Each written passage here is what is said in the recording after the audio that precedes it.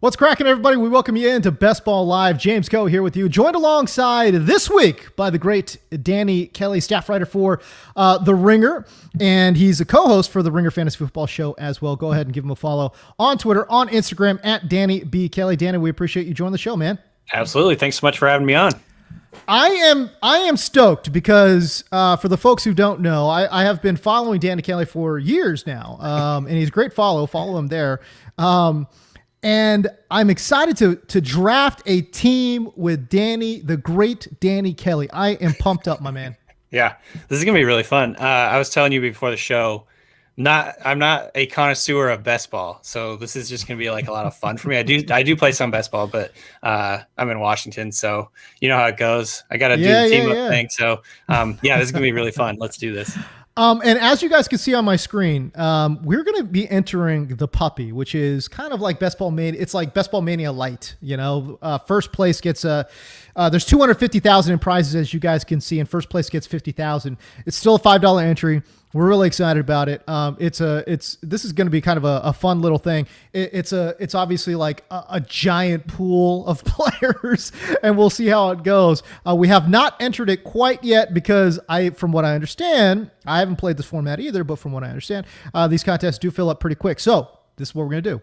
We're going to get right into it. But before we do, Danny, I know you don't play a ton of best ball, but I don't know, what's your kind of thought process behind, what should we be doing here? You know, we're going to be combining our football knowledge as we draft this team. Well, I think it depends. Do we know our draft slot yet? We don't. I guess you know what? Let me just enter the draft and let's see where we're at. Yeah. Also, since we're playing so many people, does it pay to be weird? Does it pay to get a little bit weird? Okay. Yes, absolutely does. Oh, wow. 7. We just dropped in 1.7. All right. I actually, to me, this is actually ideal because you can kind of sort of play draft prices and still get your guys. You know what I mean? Yeah. I like this because there still could be like one of the elite running backs there. Or, maybe Kelsey's there. Maybe, you go Tyreek Hill. I don't know. It's going to be interesting. Are you a zero RB guy at all? I mean, I definitely subscribe to the notion that it works. Running backs are funny to me. I'm always scared off by running backs. I basically can talk myself out of every running back. Me too. You know what I mean? 100%. 100%. And so like the anti-fragile thing is like take a bunch of receivers that are just going to blow up, take a bunch of other guys, good quarterbacks, blah blah blah, and then just bank on running backs going to hell. Like it just resonates with me, I guess. So you love the chaos, just like me. It's like and it's like the idea is you get to root for chaos. Like you get to not that you're rooting for injuries, but you are rooting for chaos. Yes. And it's just going to happen. I mean, like a couple of the top guys are going to get hurt, and your team could be screwed. So. Yeah. Also, we're giving away 3 entries. God, this in the first round, it always goes so fast, but we're giving away 3 entries into Best Ball Mania. So it's a $25 entry. All you got to do is be subscribed to my YouTube channel, and we'll throw it out there. If you guess my 5th round pick, okay, then we will give you a free entry into Best Ball Mania 2. And also, we're giving away 3, so we might have to do this a few rounds here. But we are on the clock, Danny. What you thinking, pal? I mean, I'm a big Zeke guy this year. Are you? Yeah, I think you never want to buy too much into the best shape of their life narrative, but you're gonna do it. But I totally am buying it this year. Like he comes into camp like fat, like you know what I mean. Like sometimes, and he's still really good. But I'm not buying the whole he's washed up thing. He's on the downside of his career. I think you want to be in a good offense. I think the Cowboys are going to score a lot of points. They're going to have a lot of plays, and he's going to catch a lot of passes. So yeah, I'm all in on Zeke this year. I think you're talking about basically a very basic concept, right? Which is basically the lead back in what is supposed to be a very good offense. Yeah. You want that guy. And I think he is the guy. Like I know that Pollard is good, and some people might make the argument that he's like more, I guess efficient than Zeke and maybe just a better running back than Zeke. But I still think the Cowboys, because of the financial commitments, because it's just who they are, they're going to ride Zeke. And he is the guy there. You know what I mean? So I'm all in on that. The only thing I would say, I'm not a big Zeke guy this year. So already we've got a team that I probably would not draft. Fair enough. But I will say this though, I think the upside is certainly there. It's just that we were just talking about this, but golly, man, like I could certainly talk myself off of any running back in the first round, and I feel like I've done that repeatedly with Ezekiel Elliott. I'm just worried about kind of like the overall workload that he has seen throughout his career. That's right. I get that, and I totally, like I said before, like, you have to just expect a few of these guys are going to not make it through the whole season, but trying to predict it is impossible in my mind. It's like we've heard the same arguments about Derrick Henry his whole career. Zeke has been pretty darn durable, for how many carries he's gotten, how much action he gets. So I don't know. Live on the edge.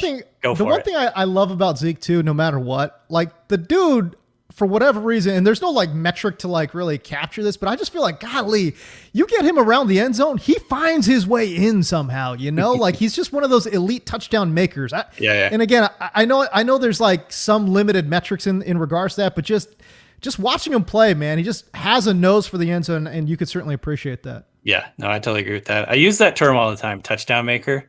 I don't know, like you said, if it's actually a talent or a skill. But some guys just are touchdown makers, and I'm gonna lean towards those guys. All right, man. So Zeke with our first pick. We're one pick away here. We could go running back again. There's a bunch of really good wide receivers still on the board too. You take a look at like Adams, AJ Brown, Justin Jefferson. Certainly some great players. Certainly on the board here. Yeah. How you feel? Yeah, because I guess tell me about your ideal, or if you have one, like fantasy build. We got 28 seconds here, but do you want to go like super like run heavy early on? I'm down for whatever, man. Yeah, absolutely. I'm down for it all. I mean, I do think that Adams here though is a pretty good value. All right, let's go Adams, since we did all that talk about being anti-fragile and everything. Although I guess with him potentially not playing with Aaron Rodgers, that's kind of risky. We'll see. It is a little bit, which is why I think he fell this far, right? Like we got him in the middle of round 2, which is pretty far for the guy who was the wide receiver 1 last year. Yeah, absolutely. I feel like, and even if Rodgers does miss a few games, like in the games that Rodgers hasn't played over the years, I still think Davante Adams gets like a huge target share. Right. He's still going to get. It's kind of like the Michael Thomas discussion. We don't know who the quarterback is going to be in New Orleans, and that's depressing his value and depressing his ADP. But at the end of the day, he's still the clear-cut number 1 guy in that offense in the passing game. And he's gonna get his targets. He's gonna get targets, and you want to chase volume. Ideally, obviously, like Aaron Rodgers, the MVP is passing the football. But I think even if he's not, he's still gonna get volume, and he's still gonna be valuable. And ultimately, at the end of the day, I've waffled on this, but I do think that Rodgers is gonna play like most, if not the entire season. Did you watch the match at all? I watched the highlights a little bit. He's pretty non-committal.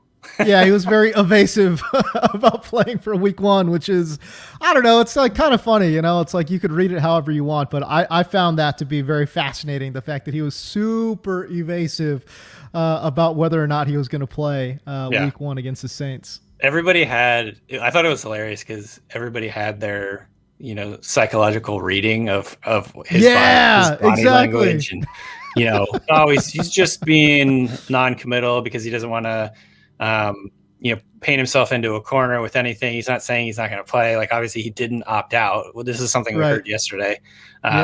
So I don't know. We'll see. But at the end of the day, I think, he's just going to bite the bullet, end up playing. We'll see. All right. A pick away here. Boy, the world is our oyster. If you like tight end, really George Kittle, Terry McLaurin is there. You just got done talking about Michael Thomas. But again, if you guys want that free entry into Best Ball Mania 2, again, the $1 million contest for Underdog, just guess our 5th round pick. It is coming up. All right, 20 seconds to go. What you thinking? I'm thinking we go receiver here again. I think. Okay. I love McLaurin. Me too. That one, that's just kind of an easy one. I didn't want to say anything. But I was secretly hoping you would say Terry McLaurin. For me, man, I just feel like Terry McLaurin, in terms of when we talk about range of outcomes, Danny, being the top scoring wide receiver, the wide receiver 1.1 is in the range of outcomes. And when you can get that guy in the 3rd round, in the middle of the 3rd round, no less, you feel pretty good about that. Yeah. I mean, yeah, he's such an interesting one because he's what we were just talking about. He's done everything that he's done so far in his career with like at times atrocious quarterback play, right? And Atrocious. we assume that we're going to get the good version of Ryan Fitzpatrick. I think we will. He's much more liable, or he's much more apt to pass the ball downfield, push the ball downfield. Obviously, McLaurin's speed and size and just playmaking talent, I think, is going to mesh really well with that. And again, he's the number one guy. Like, he's the undisputed number one receiver in that group. So I think he's going to get the volume that you're looking for. He's going to have much better efficiency in this passing offense, more explosive plays, hopefully. And yeah, he is the type of guy who it feels a little bit like he's underrated right now to me. Oh, just 100%. I mean, you've looked at, maybe it's just because he was like that prospect profile. He came in as like an older guy. I think he was a 3rd round pick, so people are still kind of like overlooking it, but he's legit. He's like legitimately one of the most talented receivers in the NFL, and that could really show up this year with the better quarterback. I'm just so high on Terry McLaurin this year, man. So I'm stoked that we got him on the roster. All right, here we are. We're on the clock here. We could go any number of directions here in round number 4. Now remember, it's a big tournament, so if you want to get weird, you can get weird too. But yeah, anything, any direction you want to go, we can go, man. So, I mean, I like Godwin. I like Kupp here. I think those are the two I would root for. Okay. I mean, Pitts is fun, but yeah. Godwin. Okay, so Godwin, to kind of sort of, I should have probably had those guys queued up. You know what? By the way, chat, I just want to let you guys know, I got to swerve you guys a little bit because for whatever reason, we have a little conspiracy theory going on at 4for4 that viewers or people who are in the contest find the stream and then are trying to use that intel, right? And like, so now I've got to go out and be that guy and swerve all the viewers and like talk up dudes that I like, but not in this round or whatever it is. Anyways, I probably should have more guys queued up, but I'll tell you what, taking Chris Godwin there in round 4, with Tom Brady and all those things, like, yeah, you're feeling pretty good about that. Yeah, I mean, he did what he did last year with multiple injuries. With there was that bout with drops because he had that finger injury, and I feel like the Buccaneers offense didn't really even get going until halfway through the year. So it's going to be very interesting. Camp. Yeah, exactly. And Brady playing a new offense, playing with new guys. Exactly. It's going to be super interesting to see how the target rates kind of like how everything shuffles out, because at the end of the year it was like basically Evans, Godwin, and Antonio Brown all sort of just splitting everything pretty evenly when it comes to like the target rate. So obviously that's not ideal for Godwin, but I think there is a world where he just is like, he emerges as the guy this year. You know what I mean? Like plays out of the slot a lot. Evans is obviously more of a red zone target. His target share was pretty low. Right. So I think there's a solid chance Godwin is the best receiver in this group right now. Obviously Antonio Brown. But Danny, do you remember that game? Speaking of Mike Evans, do you remember that game last year where I think he only had 2 targets, 2 receptions, and they were both for touchdowns? Like 2 yards. Yeah. 2 yards. They're both. He is the new goal line fullback. He's essentially so crazy, man. 6'5". He's like Jerome Jimmy Graham basically. So yeah, he's a red zone guy. It's so funny, man. It's bizarre. All right, here we are, round 5. I hope we get some good guesses here. If you guess my pick right, if you guess our pick right, you get a free $25 entry into Best Ball Mania 2. So what are you thinking, Danny? So we could go quarterback here, I suppose. We could. Lamar is on the board. Names that look good: Deontay Johnson, Kyler Murray, Dak Prescott. A lot of guys. Are you leaning one way or another? No. Absolutely not. Let's go Lamar. Let's do it. I can almost guarantee you no one guessed that. Did anyone guess that? Let's see. No? No, no one. I don't think anyone guessed it. That's okay though. Hey, listen, we're just gonna keep it rolling, baby. Guess the 6th round pick. Guess the 7th round pick. Keep it going. Just guess the pick. Did people think we were going to wait longer on quarterback then, I guess? Probably. I mean, hey, listen, when you get two, relatively savvy, experienced fantasy guys, like seeing quarterbacks go in the first 5 rounds is pretty rare, you know? I'm one of those guys. Yeah, like I've been a long time subscriber to late round quarterback, but this year I do feel like it's changing a little bit.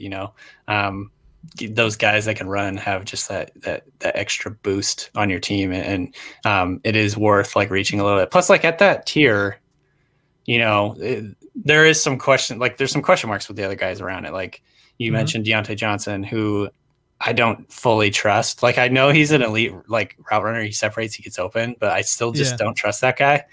You know what I mean? Like I called this like 3 or 4 weeks before he got benched, like in the game. I'm like, this guy, Deontay Johnson, is one of those players who is literally either the best receiver in the NFL or he's going to get benched or he's getting benched. That's how just, I guess, chaotic he is as a player. You know what I mean? So, I mean, at the end of the day, I think he's going to get a lot of targets, but it was kind of crazy too, though, because like for what it was like, I don't know, like it was the case of the drops was like contagious at one point. Like, remember when they signed like Dante Moncrief and like Moncrief was supposed to be like that outside X receiver for them, and he couldn't catch a cold, man. Like it was bad. It was bad. And then all of a sudden, Deontay Johnson now just can't catch balls. Like it's crazy to me. I heard some theories, and this actually does make some sense in my mind, that the high rate at which he ran like slants essentially, and those middle of the field plays, passes, and everything, like those league wide, the drop rate is highest on those plays because I mean, I don't know if you've ever gone around and like ran routes and caught balls, but like those are hard to catch. Honestly, those are the hardest to catch. Number one, you're in traffic. Number two, you're running sort of like perpendicular to the direction the ball is coming. So it's like harder. The perspective is harder to kind of pick up the ball. You're not getting like floated passes over the shoulder. It's high velocity, P rods right at you. And so like, I understand why those passes are harder to catch. And so maybe it was just like, he was running so many just straight slants, like little short things like from Big Ben, that was a big reason that he was having so many drops. But I'm not trying to excuse it because it was bad, but I think I don't think he's like a bad player. It's just chaos. No. He's a great player, man. And I'm excited to see him bounce back here. All right. Round 6. Danny Kelly. What are we thinking? We've got quarterback. We've got 1 running back. We've got 3 wide receivers. We actually have a pretty damn balanced team, to be honest with you. Yeah. I kind of like the idea of going receiver here. Okay. Who we got at the top of the list? We got Robbie Anderson, Devontae Smith, Jerry Jeudy. Let's do Jeudy. Oh, God. I hope I got him. Did I? Yeah, yes. You got him. Under the gun. Under the gun. We just got him. Probably start planning ahead a little bit better. That was exciting. I'm not going to lie to you. Good Lord. I think Judy's going to have a huge bounce back campaign, by the way. And again, you talk about, some of the drops. He obviously had a ton. Drew Lock did him no favors. One of the most inaccurate quarterbacks, one of the worst quarterbacks in all of the NFL last year. Yeah. By any metric. But Jerry Jeudy's, what was his catch rate? His catch rate last year was just embarrassingly low. And it just didn't make any sense, but it was so bad. But I do think, again, no training camp last year, right? I think with the training camp getting, and if I'm the Denver Broncos or if I'm a Broncos fan, I am hoping Teddy Bridgewater wins it out in camp, right? Yeah. Bring a little bit of stability to that quarterback position. And if we can kind of glean anything from what we've seen in Teddy's career with what Jerry Jeudy does, you would imagine he's going to see a lot of those targets in that intermediate area of the field where Jerry Jeudy works. Right. Yeah, and Bridgewater, he had 2 top 24 receivers last year, right? And Robbie and DJ Moore. I think ultimately Drew Lock has like a higher ceiling in terms of if he does make a jump, his skill set just makes that offense. He has ability to elevate that offense more than Bridgewater might. But I think if we're talking about floor plays and just getting, the ball into the hands of the playmakers, I think Bridgewater is a better situation there. So, Yeah, I'm with you. I think you got to be rooting. If you have Judy, you probably want to be rooting for Bridgewater because he's probably just going to pepper him with targets. Exactly. So yeah. All right. So here we go. We are a pick away. We've got 4 wide receivers, which is fine. I think we could still go wide receiver if there's one you like. If you like running back, this is the dreaded running back dead zone, but still, again, some players that are pretty enticing. If you believe in San Francisco, their running backs certainly have some upside. I don't know, Danny, what are you thinking? Well, I think the best values here are probably the receivers. I think that, I like Samuel. Mm-hmm. Well, let's see. Let's go back to running backs actually here. Trey Sermon is kind of a fun, gamble. Let's just do Trey Sermon. I mean, Gaskins. A little Trey Sermon. Yeah. A little Trey Sermon, upside pick, which I don't exactly. hate.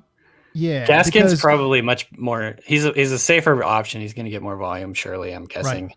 Right. But that's not this league, though. That's not best ball. You know what I mean? You need that guy that can break off a 50-yard run to the crib, right? And also, I think, with that in mind, they might ride the hot hand or have a rotation, but I think Sermon is for sure going to give you some spike weeks this year, right? And he's a good player, too. I mean, let's be real. That guy was incredibly productive at Ohio State, and now he plays in a Shanahan outside zone run scheme. Sign me up for that all day long. Yeah, absolutely. And they traded up to get him, so they obviously clearly like this guy and think he's a perfect fit for them. So, I'm into it. All right, so taking a look at our running backs, it's Zeke and Trey Sermon. Wide receivers look really strong, in my opinion, when you got Adams, Terry McLaurin, Godwin, and Jerry Jeudy. I'm just going to take so let's just take a quick look at the bye weeks. Bye weeks are still looking pretty decent. McLaurin and Godwin do have the same bye in week number 9. But overall, the build this is a balanced build, if I'm being honest, Yeah. Feels like, what's going on with the receivers? What are the receivers we got right now? Let's take a look. So we got Godwin. How do you feel about doing 2? Well, and then we're going to worry about I have no problems. Look, Danny, I have no problems doing anything because I'm the guy that takes Trey Sermon and Raheem Mostert in back-to-back picks. You know what I mean? Fair. Stacking in the same team, I have no problems whatsoever. Now, that being said, we do have Lamar Jackson. At some point, guys like Mark Andrews and Rashad Bateman and Marquise Hollywood Brown do become enticing because of the whole stacking option. Let's see. Is Mark Andrews still on the board? That's a great question. I guess he's not. He's gone. I'm speaking out of turn. Let's see here. Go back to the running backs.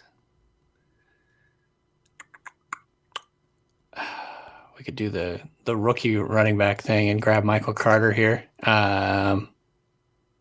All these guys are a little. You cannot. You just got taken. They're all a little, whatever's though. You know what I mean?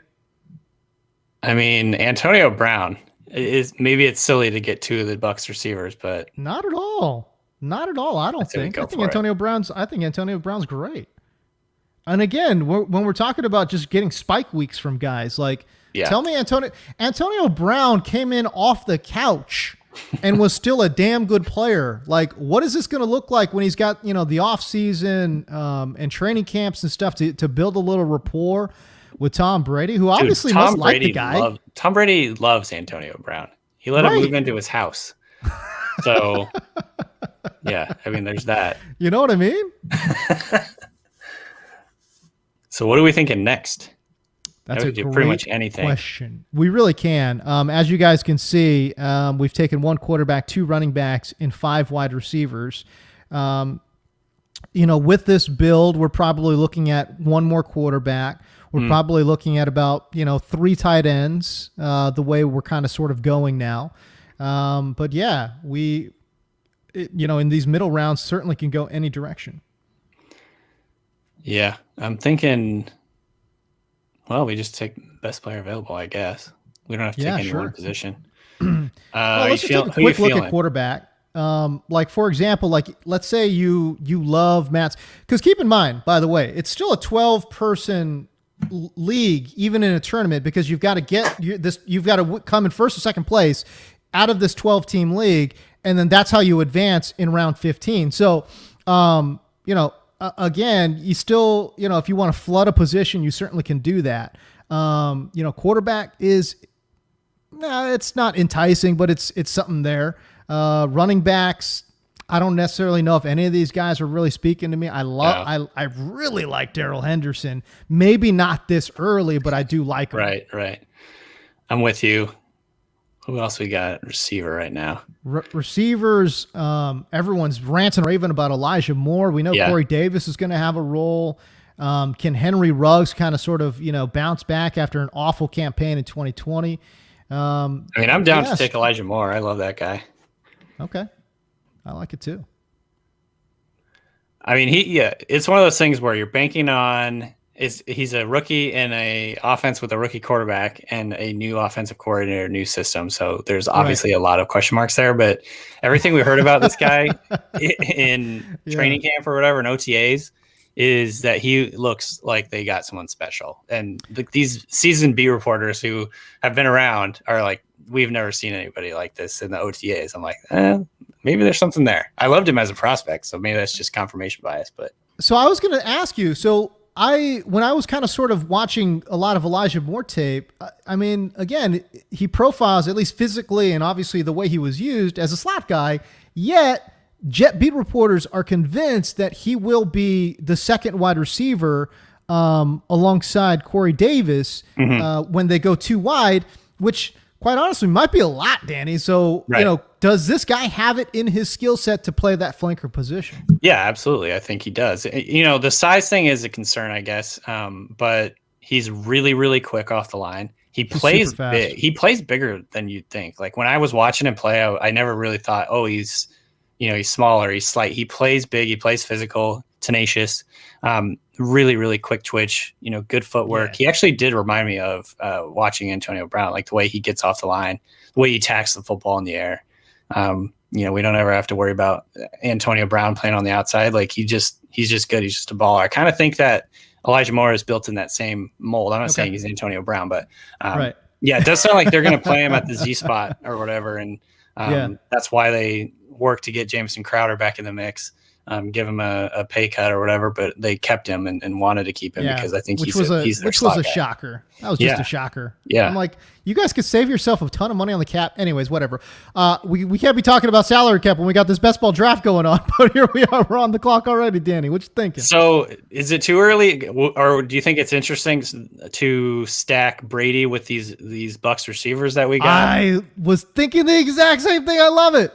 All right. We've got our two Bucs guys. And you're thinking, well, you guys spent a 5th round draft pick on Lamar Jackson. Like, why are you taking another quarterback early, or early-ish, right? Because we just took him in the 10th round or whatever. But again, just kind of play. I'm with you. I think you kind of sort of play your team. And if you've got 2 Bucs, why not? Why not? Yeah. Their offense, they pass a lot. They're going to score a lot of points. Right. And I'm just really interested to see what Brady is going to do after a full offseason in this group. Right. I understand the value question in terms of like where we drafted him, but I don't know. I still think that there's a chance that he just goes, even at age 43, just goes off this year. and to be honest with you, we don't need him to just, if he gets 40 touchdowns, great. We don't need to capture all 40 of those. We just need to get those games where he goes for, he has that 3 touchdown game or a 4 touchdown game. Those are the games we need when we're talking about a second quarterback. But for now, I would say we could pretty much lay that position to rest. Obviously when you spend 2 of your top 10 picks on quarterback, if something goes wrong, you're probably done anyways, right? So running back, wide receiver, tight end, and let me just take a quick look at tight end here because we are in round 11. I'm sensing that there might be a tight end run coming up pretty soon. So who do you like here? Because Gesicki is essentially the Dolphins slot receiver last year, right? And now they have Waddle. and now they have Will Fuller. Will Fuller too. I mean, such a And competition for Hunter targets. Long. Preston Williams at some point is probably going to come back. Yeah. Yeah, it's a heavy competition for targets. I understand the talent level, Danny, but I'm just off of Mike Gesicki this year. Yeah, I'm kind of with you. And I think that Troutman is such a trendy name right now. Yeah. That assuming he doesn't get taken right here, I don't know what's crazy though. I don't know if he'll last another round. If you want to grab Troutman, well, he won't. Yeah, he won't. But I am surprised. I'll queue up both guys, but I am actually surprised that Robert Tonyan isn't getting a little bit more love. We're talking about a guy who was the tight end 3 last year. Yeah. Well, I mean, like obviously the worry is he had 11 touchdowns and 36 catches or something like that. So right. I don't know how, right.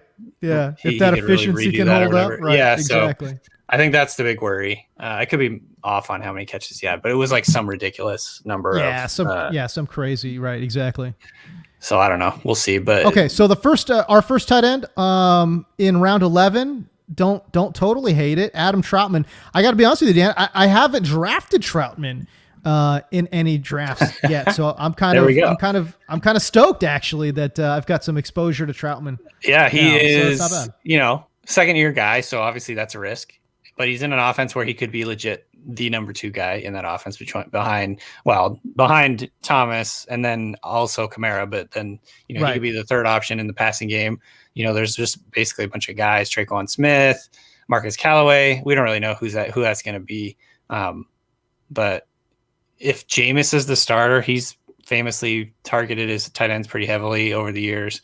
I could easily see Troutman, if not having a few spike weeks, like breaking out for real this year. So I kind of like that pick. Yeah, man. All right. So we have a few picks, 6 picks away. Let's just take a look at the board here because I got to be honest with you, it starts getting a little dicier. Yeah. Especially once you get into round 12. But I will say this too. It's like, again, just the way we've kind of sort of built, we really can just go best available at this point. If there are any bye weeks we got to take a look at, it's round, if you want another wide receiver. Yeah. Around, a week 9 bye is tough right now because we've got 3 of our top guys on byes that week. Yeah. So I kind of like the idea of Paris Campbell. I think is an interesting one. Obviously, he had that big week 1 last year, and then broke his knee. What did he break? He had a knee injury, right? A serious knee injury that kept him out the rest of the year. Right. Who else is on here in terms of receivers? Scroll down the receiver list. Emmanuel Sanders there in Buffalo, pass heavy scheme. Mm-hmm. Can John Brown stay healthy? Oh my goodness. Terrace Marshall is somebody I love. Yeah, he's Joe good. Brady in that Carolina offense, man. I mean, yeah, I'd be down to go with Terrace Marshall or Paris Campbell. I think, either of those guys could have big years, surprisingly good years. Terrace Marshall playing the slot in that offense, though, is pretty interesting because Darnold loves targeting the slot. Right. Although Danny, I struggle with my Darnold eval and like trends and all those things because Gase really loves throwing it to the slot. Like remember Jarvis Landry had that like 110 catch season or whatever it was. I think he had like 110 catches for like 950 yards or something stupidly small, Yeah. But for whatever reason, and then Jamison Crowder obviously has excelled once Adam Gase came up there to New York too. So I kind of sort of feel like for whatever reason, like Gase's offense kind of funnel targets to the slot, which is the dumbest thing in the whole world that you could do. But that's why he's that is true. Yeah, I think that is true. But the other thing I think that is interesting is like not only has Darnold traditionally fed the slot receiver in the offenses that he's played, but if you go back to when Brady was, I think he was the passing game coordinator for LSU in that 2019 season when they just went off on people. Right. Am I screwing up the year? I believe that's what year it was. And that was the year Justin Jefferson had like 100 plus catches or whatever. He just had huge production playing it mostly in the slot that final year. So, maybe that transfers over. I might be reaching here, but I do think it is a big part of like the passing game that Brady is going to want to implement. Last year, it was Robbie Anderson who got a lot of those short and intermediate routes. So maybe this year it's Terrace Marshall. We'll see. I'm excited about it. You look at the size and the speed combination. Obviously familiar with what this offense might bring to the table. I think he can absolutely explode, especially in the back half of the season. But we are on the clock. We've got 7 wide receivers drafted, 2 quarterbacks. Okay. So, again, we could go any direction you want. In terms of running backs, just straight handcuffs, Madison is attractive. If you're looking for PPR points, Tariq Cohen is certainly there. James White too. So it's half PPR, right? So Hines, I guess, isn't quite as.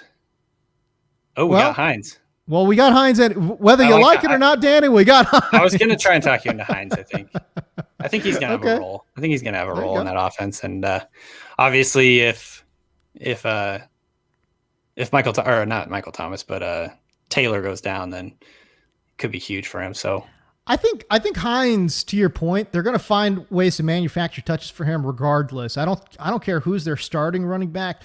They're somehow going to figure out a way to get Nyheim Hines the ball because he's such a great athlete, and has shown a lot of wiggle in his game too. So yeah. I actually like the pick because I think he does have some standalone value. Yeah, same here. And the Colts run game is one of those offenses or whatever units that every week it seems like a different guy is scoring touchdowns for him. So Hines could be one of those guys that gets like 2 touchdowns in 1 week, and just kind of gives you that spike that you're looking for. All right, man.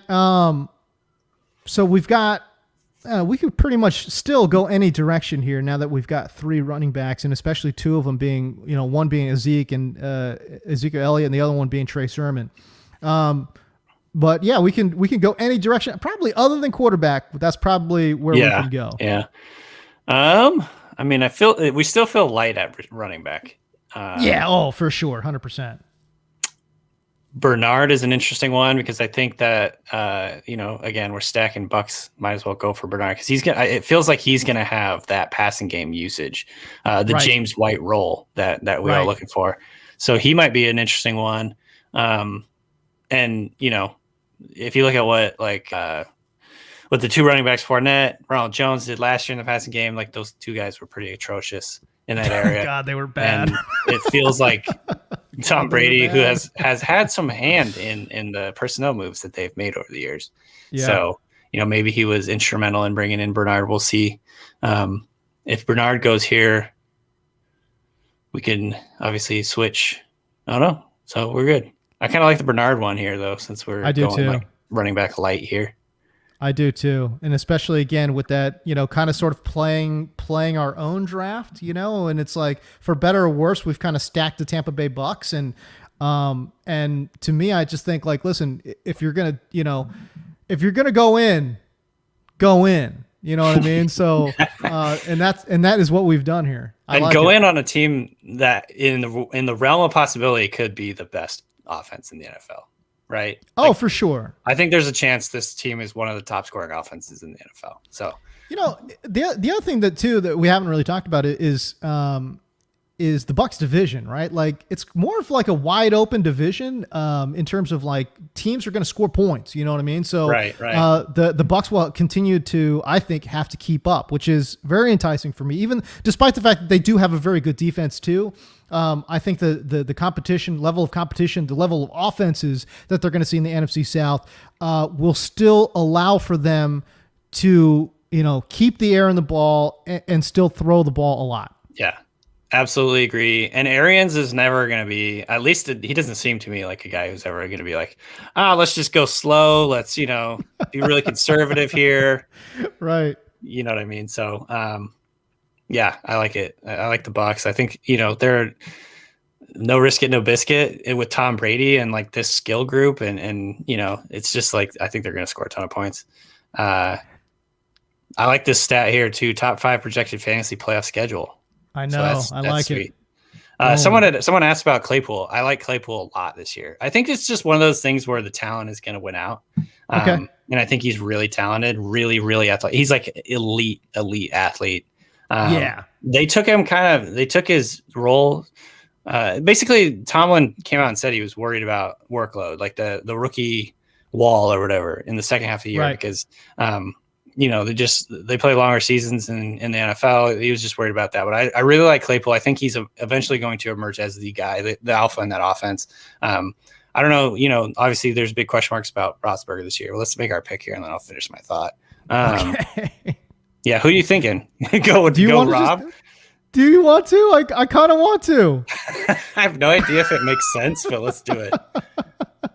I kind of want to. Sure. Just go all like, again, when we're talking about tournament format, it's like you do have to get a little weird sometimes, you know. This team is going to score touchdowns, so we're going to have all of them.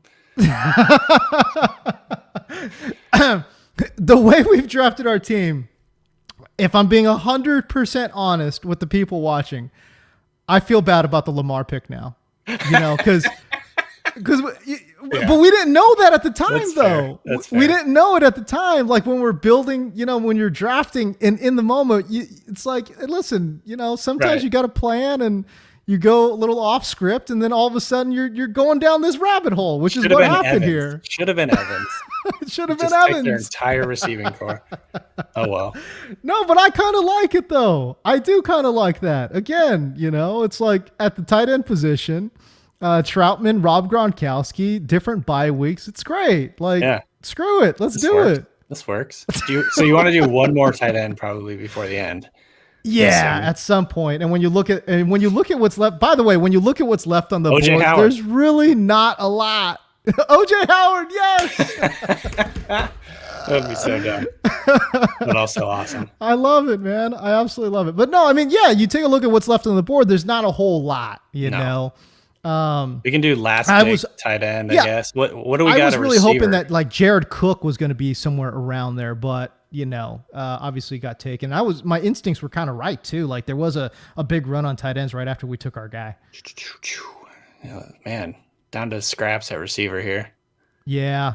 Eskridge is an interesting one because Seattle area, Danny.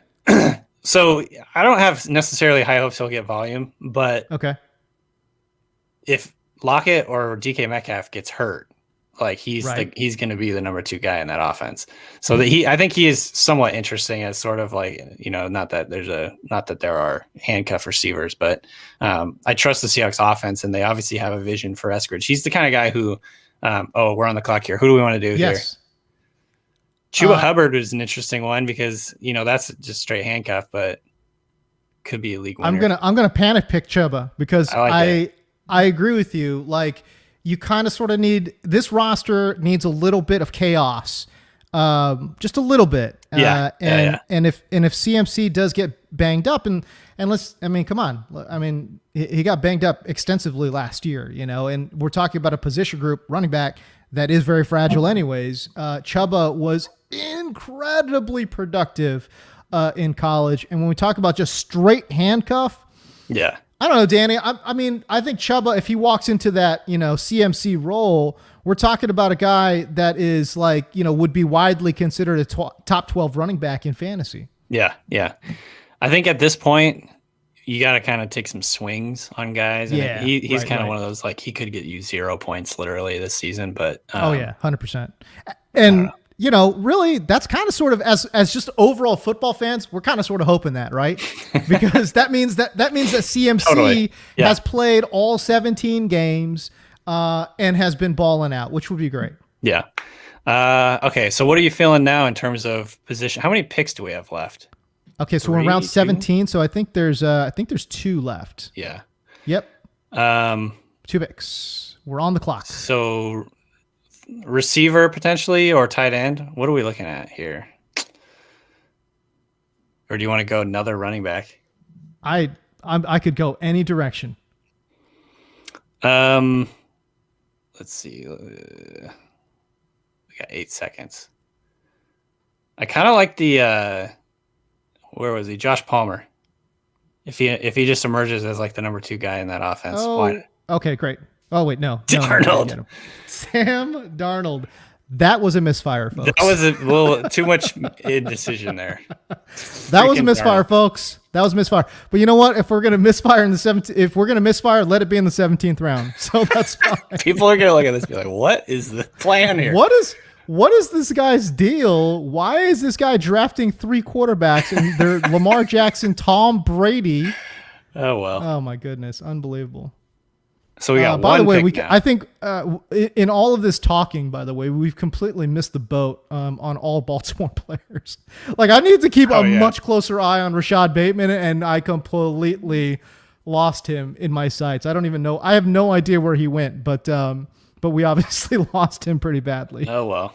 So we got one. We got one pick left. We got one pick left, and quite honestly, I think it kind of sort of needs to be tight end. All right. So yeah. I mean, OJ Howard staring us in the face here. Dalton Schultz is an interesting one. I was thinking that too.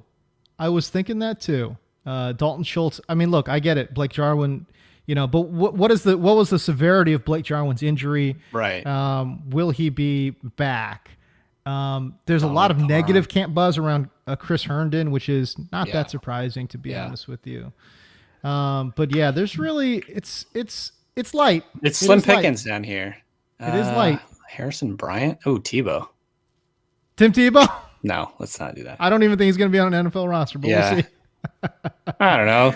Dalton Schultz might be a good one, or I mean, at this point, we're just like, yeah, we're clutching at straws here. Njoku. If there was anyone, I guess Tyler Kroft was getting some positive camp vibes in Jets camp, which is why Chris Herndon, I think, is not draftable. I think Will Dissly is actually an interesting player too. Yeah. I can't believe I'm intrigued that he's still on the board. Kylan Granson. Talk to me about Kylan Granson. I don't know who the hell Kylan Granson is. He's definitely sort of under the radar guy, but he's gotten a little bit of hype, and he's apparently Frank Reich's dude. Like, really wanted to pick him. Getting some love. I mean, it's very low probability that he's going to do anything, but there's this chance that he comes in and he is the Trey Burton guy in this offense. Essentially, the Colts always seem to run through their tight ends, their passing game. So this would be low probability, but why not? But you know what though? I like it. I like it a lot. Kylan Granson. Sure. Somebody that I have no idea who that is. I think he's like a fourth or fifth rounder. Yeah. There's probably no chance in hell that he does anything, but you never know. Might score a touchdown here or there. And that's all we need. We just need that 1 week. Can we get the 1 week from Kylan Granson, ladies and gentlemen? Let's take a look at the board, shall we? Let's take a look at the board.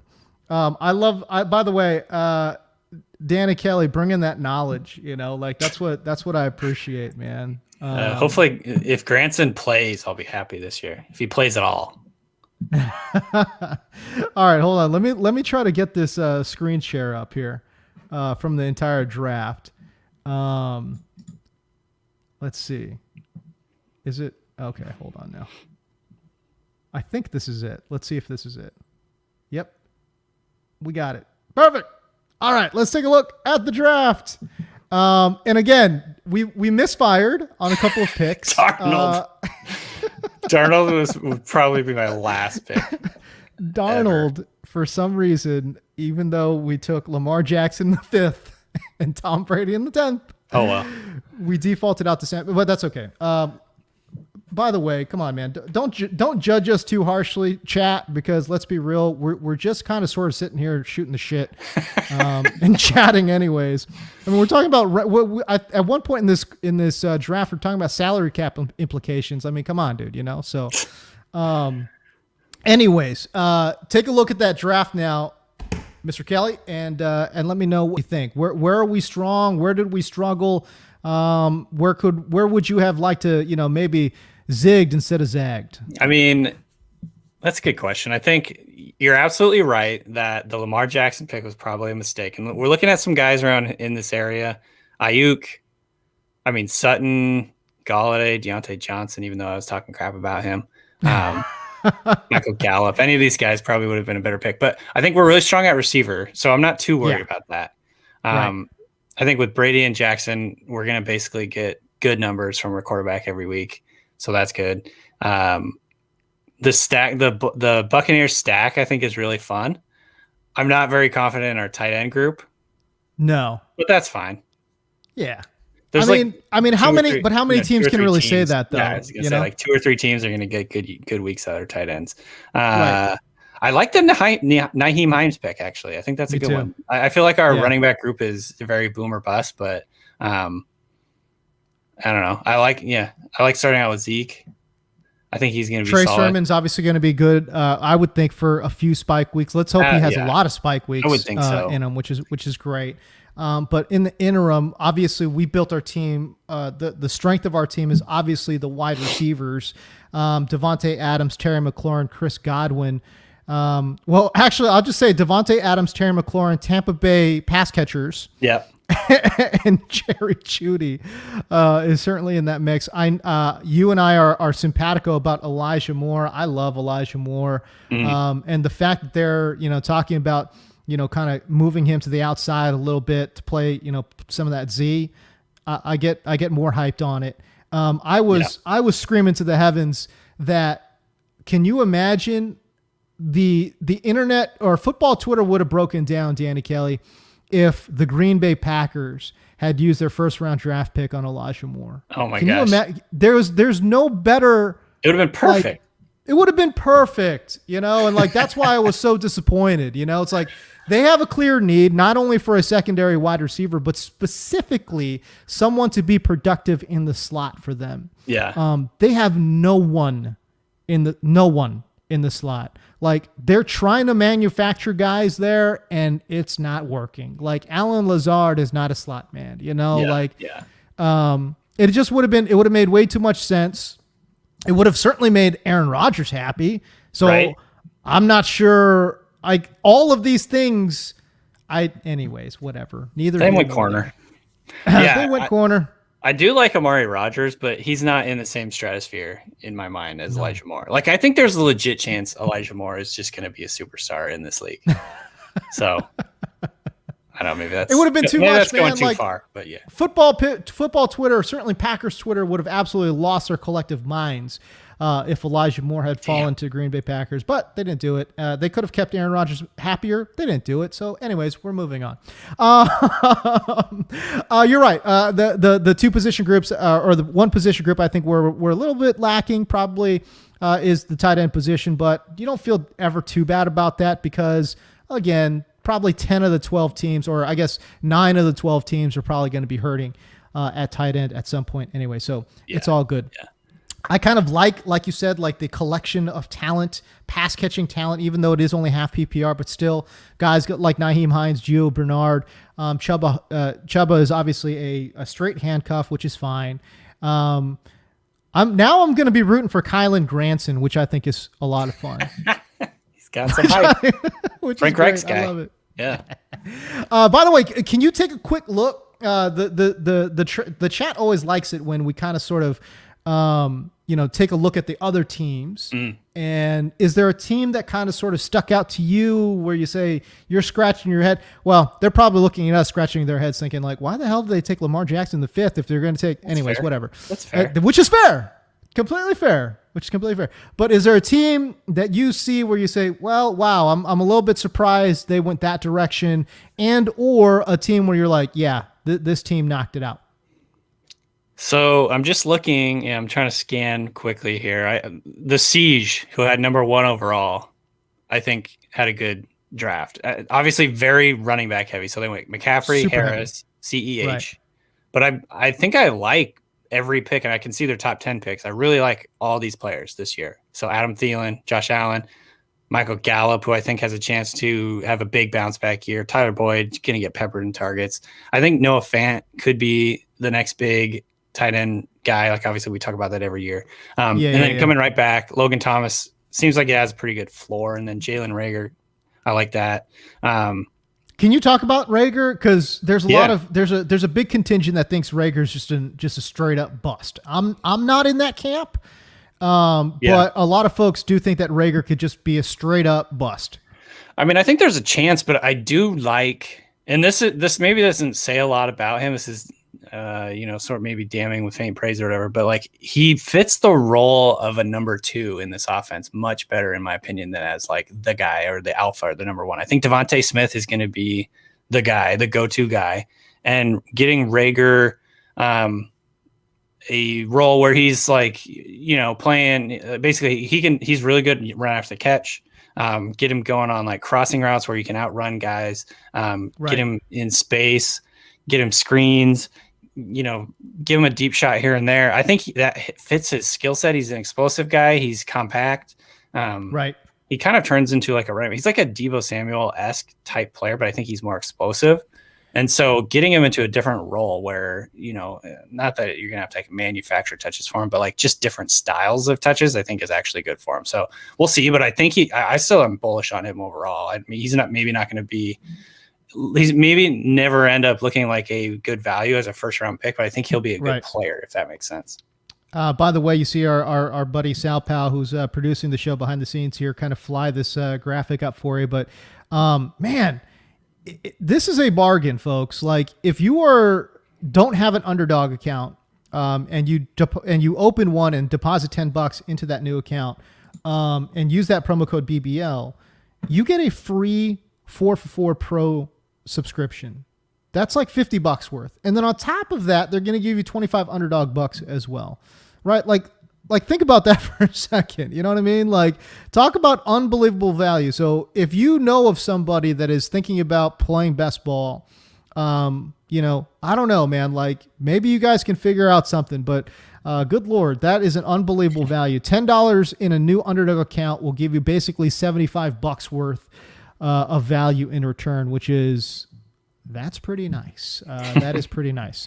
If I'm taking a look at the board here, Danny, one of the teams that kind of sort of sticks out to me, and I think it's a very high risk, high reward team, is team number 11 here, the T-Wolf.